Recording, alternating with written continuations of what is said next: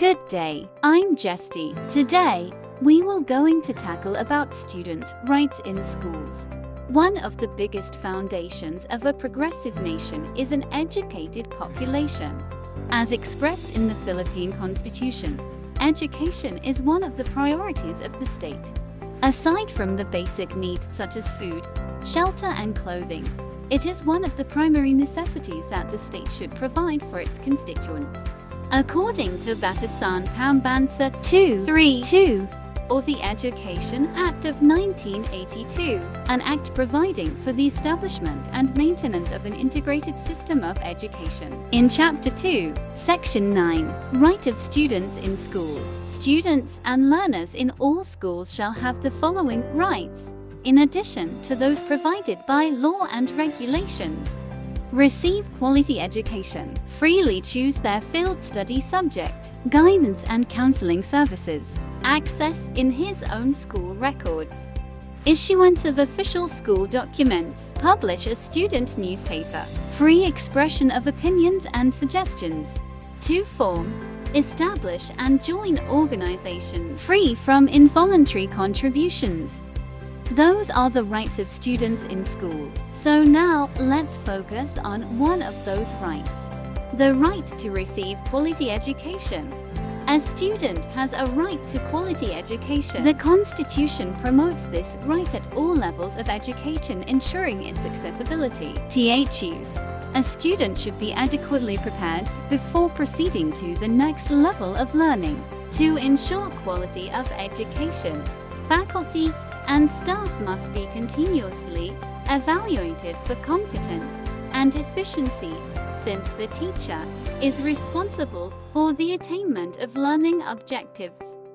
Students and school administrators must be aware of all these rights in the conduct to ensure holistic education. These rights are meant to ensure the well-being of students as well as the proper operation of schools. However, rights are not absolute and must be subordinated to the common good of society. It must be exercised with caution given that situations may occur differently. In the end, students' total well-being must be developed to ensure not only their success in their profession, but also as balanced and responsible citizens. Now, I prepared a video clip about some problems we encountered in the past years. Check it out. Over 20 million public school students went back to class today amid crowded classrooms and a shortage of teachers. The Department of Education, meanwhile, says the hiring of new teachers and building of new classrooms will not stop even as classes begin. This report. The opening of classes went without any hitch at the Parañaque High School, the country's largest national high school.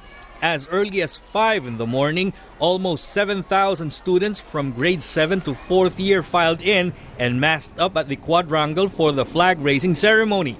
A total of 15,000 students are enrolled in the facility. School officials noted a surge in the student population this school year as students transferred from private schools as a result of higher tuition.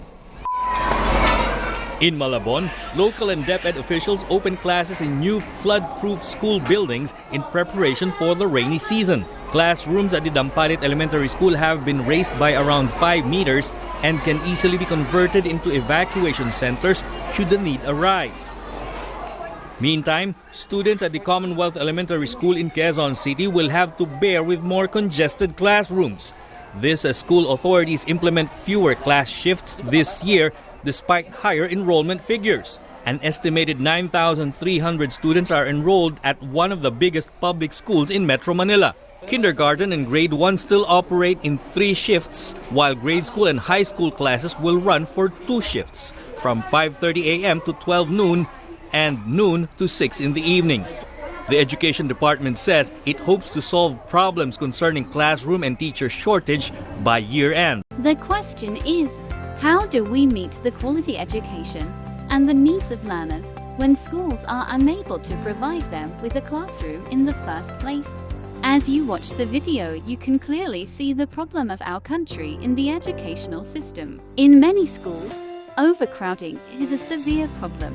One of the reasons for overcrowding in schools is a lack of sufficient infrastructure, particularly in classrooms, which are actually given by the government. The relationship between a lack of classroom space and student learning has been limited. However, there is some evidence that overcrowding can have a negative impact on learning, particularly in high-poverty schools. With a lack of classrooms, the Philippines' educational system is supposed to fail. One of the reasons why schooling is inefficient is because of this. Due to the massive number of students in each class and the lack of classroom space, the contact between the teacher and the students was ineffective. During the teaching-learning process, it was discovered that students did not receive adequate personalized support from their teachers. Classroom shortages must be regarded as a matter worthy of our government's attention. This circumstance is a problem for which we must take action. They lose the opportunity for students to study in a comfortable environment free of distractions and hindrances. If extra classrooms are provided to accommodate new students coming from other schools as well as learners who already do not have their own classrooms, we may be able to acquire a higher level of education. Remember, getting an education entails more than just books and grades. It also entails knowing how to fully engage in the life of our country. Hope you like this video. Again, this is Justy. Thanks for watching.